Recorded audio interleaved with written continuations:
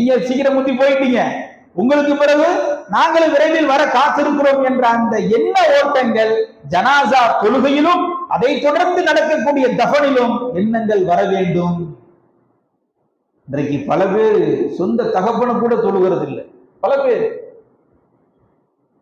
தொழுகையினுடைய தொடர்பு எடுக்கக்கூடிய முஸ்லிம்கள், தொடர் தெரிந்த முஸ்லிம்களில் நிறைய பேர் தொழுகையில் கலந்து கொள்கிறார்கள்.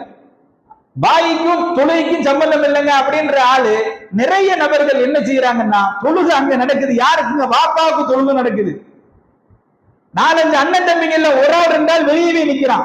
என்னன்னா, நம்ம உள்ள வரக்கூடாதுங்க, குளிக்கலைங்க, சுத்தம் இல்லைங்க, அதனால எங்க அண்ணன்ல உள்ள இருக்காருங்க, அவர் தொழுகை வச்சுக்குவாருங்க, தொழுகிடுவாருங்க என்று ஒதுங்கி நிற்கக்கூடிய மகன்களும் சாபக்கேடு இருக்கத்தான் செய்கிறார். சாபக்கேடு இது. ஒரு தகப்பனுக்கு கடைசியில் துஆ செய்து வழி அனுப்ப கூட உனக்கு தகுதி இல்லாவிட்டால் எவ்வளவு பெரிய